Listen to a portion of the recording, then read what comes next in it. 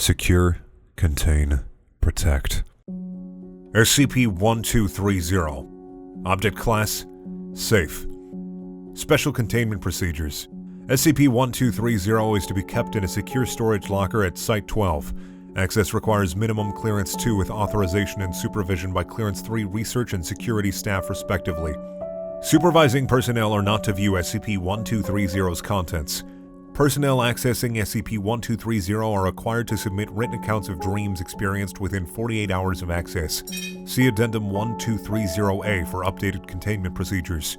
Addendum 1230A. During initial testing, SCP-12301 asked dreaming personnel if it could be relocated to an area with many books, preferably fiction, so that it could think of even better ways to construct its fantasyscapes. After numerous experiments were performed to ensure that SCP-1230 posed no threat, the request was accepted, and SCP-1230 has been relocated to Site-12's library. SCP-1230 has been relocated to a secure storage locker behind the desk of Site-12's main library. Access is available to Clearance 2 personnel deemed to be in satisfactory psychological condition by Site psychiatric staff. Personnel accessing SCP-1230 must submit written accounts of their dreams within 48 hours of access and submit to follow-up psychological examination. SCP-1230 is an unlabeled green hardcover book with no apparent exceptional qualities. When SCP-1230 is opened, it displays the phrase "A hero is born" on the first page viewed, while all other pages will be blank, resetting once the book is closed. This has no obvious effects at first, but upon falling asleep, the reader will dream of a fantasy world, where they are the protagonist of a troubled land. Dreamers are completely aware, and all senses work just as well as when awake. Results vary depending on the imagination of the reader, and are mostly attuned to fantasies of adventure that the reader would enjoy. In the mind of the reader, these dreams have been documented to last anywhere from 45 seconds, see Experiment 12303, to 200 years, see Experiment 12305. But in reality, the reader will usually never be asleep longer than they would normally. Upon awaking, the reader is able to remember every aspect of their dream in detail. In SCP-1230-induced dreams, there is always a character called the Bookkeeper, SCP-12301, appearing as a bearded man in a green cloak who claims to be the personification of SCP-1230 himself. SCP-12301 has been reported to be very amicable and helpful towards dreamers. It has stated that it enjoys creating these fantasyscapes and always tries to shape them in such a way that the dreamer garners the most entertainment out of it. It has expressed sorrow when the dream comes to an end and asks the dreamer to please visit again soon. In the small bookstore located in the shopkeeper had no recollection of owning the unlabeled book, but attempted to sell a story to local newspapers about a magical dream book. The Foundation was able to dispel the story as a hoax, and SCP-1230 was confiscated. Experiment 12301. Dr. in an attempt to test its effective range, opened SCP-1230 and boarded a flight to his hometown of where he spent the night at a hotel. Upon his return, Dr. reported that SCP-1230 appeared in his dreams and explained that once you read "A Hero is Born," the dream is immediately implanted in your subconscious, after which SCP-1230 is able to manipulate it remotely. Dr. expressed his appreciation for SCP-1230's cooperation. Experiment 12302.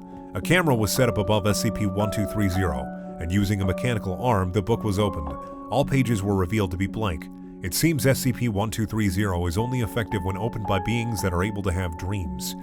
SCP-12301 explained to a subsequent dreamer that it is actually only able to affect beings with an imagination, and that most creatures such as animals would not be affected. Experiment 12303. One D-Class was instructed to open the book and, after much reassurance that his experiences would only be dreams, ordered to immediately find a way to kill himself in the dream. The subject was asleep for merely 45 seconds before he awoke with a start, in a nervous sweat. He reported being at the summit of a volcano called the Ashen Spire, on a quest for Caladius, the Blessed Blade. When asked how the subject knew the names, he stated, "It's like I knew them all along." He apparently leapt into the volcano and felt an intense heat before awakening. D-Class requested permission to give it another go. Request was denied. Experiment 12304. One D-Class was instructed to open the book and attempt to non-fatally injure himself in the dream. After 6 hours, the D-Class awoke and reported that he was able to feel a numbed sort of pain, where it was never so intense as to be unbearable. He also reported meeting an elderly cloaked man who asked him why he was harming himself, but thanked him for not immediately killing himself like that other rude fellow. Experiment 12305. Professor B filed a request for access to SCP-1230 and was quickly permitted, given his Level 4 clearance. Staff members recalled that Professor B was almost visibly shaking with excitement, and some reported that Professor B was an avid fan of tabletop and role-playing games. Surveillance shows that Professor B opened the book, read the phrase, sat down beside the desk, and promptly fell asleep. Staff members were alarmed when Professor B did not awake after 15 hours and alerted security. The on-site medical staff were able to confirm that Professor B was still alive and in good health. After approximately 24 hours since falling asleep, Professor B began to move, reported to have slowly raised his head and looked around the room, appearing deeply confused. Security entered the room to ensure he was all right, to which he replied, "Where am I?" He was sent to medical, where staff explained where and who he was. Several minutes later, Professor B appeared to have regained his memory and excused himself to the restroom. When 15 minutes passed and Professor B had not exited, a nurse entered to find he had hung himself with his belt. A scribbled message on the wall revealed his last words, "I can't go back to this." Dr. went to ask SCP-12301 what had happened, but upon opening SCP-1230, all its pages were soaking wet with the same message on every page. "I'm so sorry. I never intended for this to happen. I just wanted to make people happy," repeated over and over. SCP-1230 remained in this state for 3 weeks, and its desk had to be wiped dry bi-weekly. In an attempt to communicate, Dr. placed a sticky note inside SCP-1230 with a statement, "I'd like to talk to you if that's all right." The next morning, Dr. filed a report about a dream he had concerning SCP-1230. Report 123014. Upon falling asleep last night, I dreamt I was in a dark void. There was a street lamp and underneath it was SCP-12301 sitting in a puddle. His cloak was visibly soaked, and he was sobbing profusely. I remember our conversation. "Bookkeeper, is that you? My God, man, where are we?" I couldn't think of anything to make for a landscape. "Bookkeeper, what happened that day? Why did Professor B kill himself? We have to know your side of the story." He had such an active imagination. I was able to create a vast and beautiful universe for him, and it was obvious that he had wanted a life like that for so long. He conquered foul beasts and rescued princesses. He built kingdoms and even raised a family, but he never wanted to leave. He delved so far into his fantasy world that I soon realized he preferred his dream over the real world.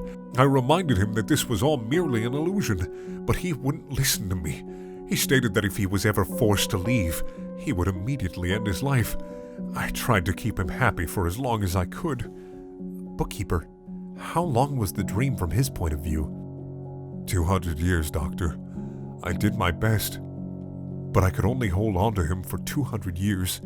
As sweet as dreams may be, eventually we all have to wake up. I awoke almost immediately after. I can't believe he spent 200 years in his dream. I'm astounded by his foolishness, but it's a shame to have lost a brilliant mind to his own delusions. Shortly after the report was filed, surveillance showed Dr. slipping another small piece into SCP-1230. A few days later, SCP-1230 began showing its usual "A Hero is Born" greeting once again. When asked what the note said, Dr. declined to give detailed comment, simply stating that he just gave it some friendly advice.